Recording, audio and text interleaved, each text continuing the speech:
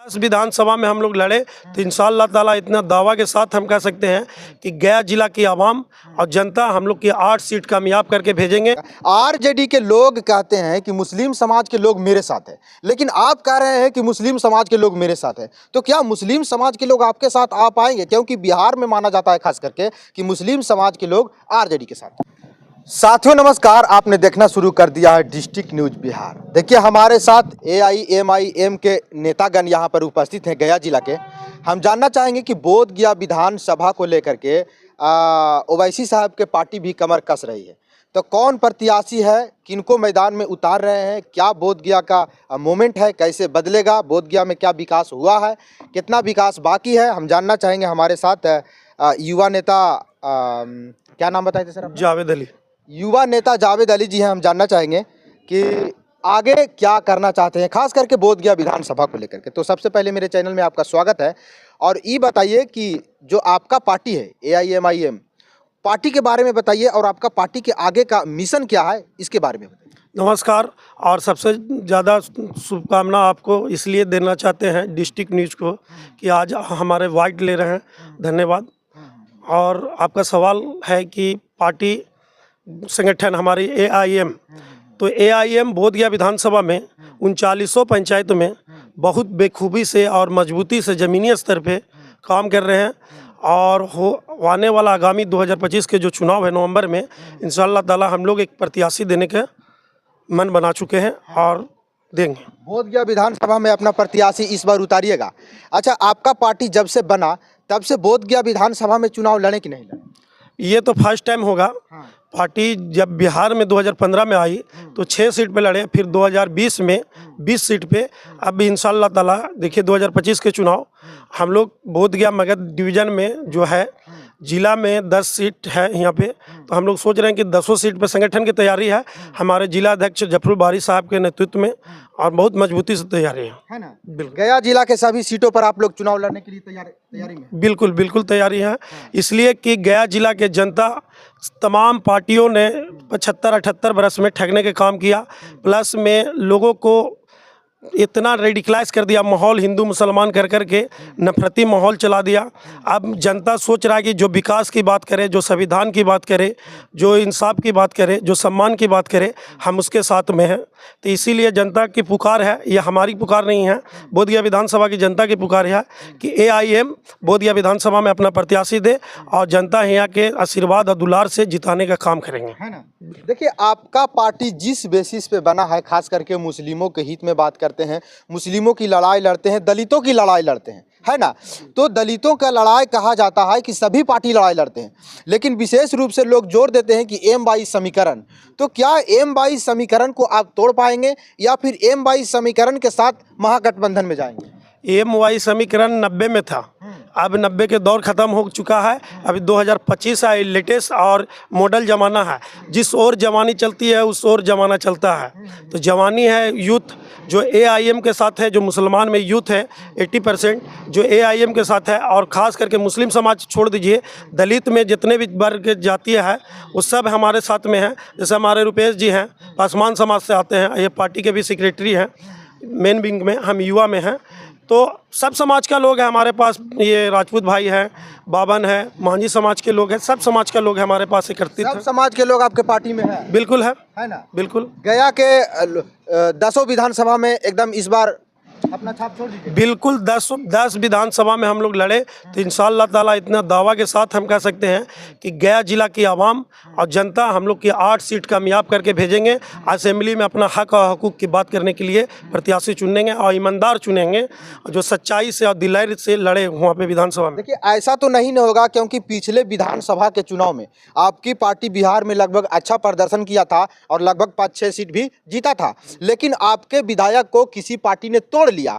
तो ऐसे लोगों को क्यों टिकट दे देते हैं जो आपके लोग भाग जाते हैं? तो देखिए दिल की बात किसी को नहीं जानते, हर किसी की पार्टी से लोग भागे। RJD में जैसे आनंद मोहन के बेटा क्या नाम है उनको, चेतन आनंद, रात में साथ में इन पार्टी किए, पिकनिक मनाया और सुबह अलग दल में बैठ गए। और ये क्या बोलते हैं आनंद सिंह जो उनकी पत्नी, वो थे साथ में कल तक राजद में और सुबह चले गए JDU में। तो नेता जो होते हैं दिल की बात तो उनको जानते नहीं हैं, क्या कर सकते हैं, बदल देते हैं। मगर जनता जवाब देगी। जो भागे हैं समाज को छोड़ के, गद्दारी करके, जो पार्टी को छोड़ के गए, जो पार्टी ने उसको इज्जत आबरू दिया, और आने वाला आगामी चुनाव में वो लड़ेंगे तो जमाना जब्त हो जाएगा। चारों का देखिएगा।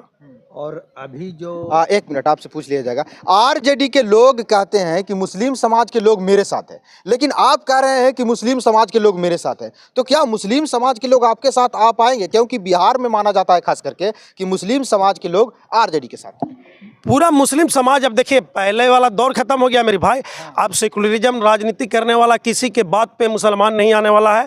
चाहे राजद के तेजस्वी यादव हो, चाहे जेडीयू के नीतीश कुमार हो, चाहे लोजपा के चिराग पासवान हो, चाहे हम पार्टी के संतोष मांझी, चाहे जीतन मांझी हो, किसी के बात पे बैकौनी पे आने वाला मुसलमान नहीं है। वक्फ बोर्ड में सब मुसलमान देख चुके हैं कि कौन अपना है कौन पराया है। जो हक और हकूक़ के लिए अब बेबाकी से संसद में बोलने वाला है मुसलमानों के लिए, डंकी के चोट पे तसदुद्दीन ओवैसी है, इसके सिवा कोई है नहीं। है ना? बिल्कुल, इसीलिए बोधगया में अपना छाप छोड़ना चाहते हैं। बिल्कुल छोड़ना चाह रहे हैं। और यहाँ पे सबसे ज़्यादा किसी का दमन हुआ है तो मुसलमान और दलितों का हुआ है। और जिस तरह से बोधगया विधानसभा में डेवलप होना चाहिए नहीं हुआ है, बिल्कुल नहीं हुआ है। प्रत्याशी के रूप में किनको चिन्हित किए हैं आप लोग? चिन्हित तो हम लोग बहुत सा भी हमारे पास में नाम है, मगर अभी नाम घोषणा नहीं किए हैं, मगर वक्त आने पे आपको बताया जाएगा। अब बहुत जल्द आपको बताएंगे। है ना? बिल्कुल। तो देखिए हमारे साथ दलित समाज के व्यक्ति हैं और ये AIMIM के ओवैसी के पार्टी से ये साहब सेक्रेटरी हैं। हम जानना चाहेंगे कि बोधगया विधानसभा को लेकर के आपके साथी बोल रहे हैं कि बोधगया विधानसभा में इस बार अपना प्रत्याशी देंगे, तो क्या इसकी तैयारी आप लोग कर रहे हैं? सबसे पहले सभी को नमस्कार। मैं रुपेश पासवान, बोधगया का मूल निवासी, और इस चैनल के माध्यम से आप लोगों को बताना चाहता हूं कि हमारी पार्टी AIMIM ओवैसी साहब जो हैं बहुत ही काबिल, पढ़े लिखे, शिक्षित हैं।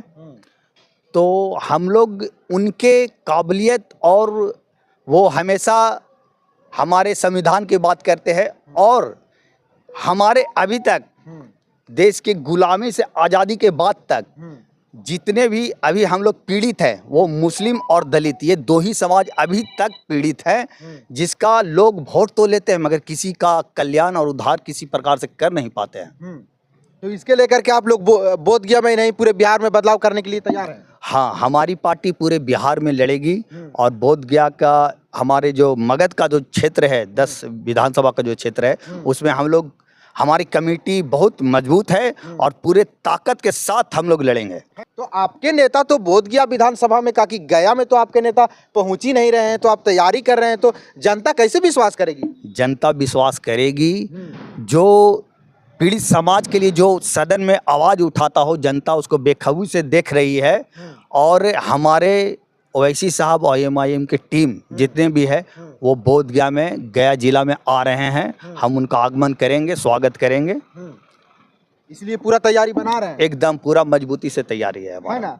आपके नेता गया में कब पधार रहे हैं? गया के धरती पर, यहाँ गौतम बुद्ध की धरती है, भगवान विष्णु की धरती है, यहाँ ज्ञान स्थली है, तो आपके नेता कब पधार रहे हैं? जल्द ही आने वाला है, अप्रैल में, मई में आने वाला है बैरिस्टर असदुद्दीन ओवैसी साहब। और हमारे जो बिहार के सदर है अख्तुर साहब, ये इसी महीना में अप्रैल लास्ट करते करते आने वाला एक बड़ा सा प्रोग्राम हम लोग फतेहपुर में देने वाले हैं, जो लाखों के लोगों रहेंगे सभा में और समर्थन देने वाला है। AIM में बढ़ चढ़ के हिस्सा लेने वाला दलित समाज में जो सबसे ज़्यादा पीड़ित है, जो मांझी समाज है, फतेहपुर में चल जाइए, आप गुरपा तरफ चल जाइए, पासमान में है, पासी समाज के लोग हैं, 10 समाज के लोग हैं, पूरा बढ़ चढ़ के AIM में हिस्सा ले रहे हैं और सब हम लोग से कॉन्टैक्ट में हैं।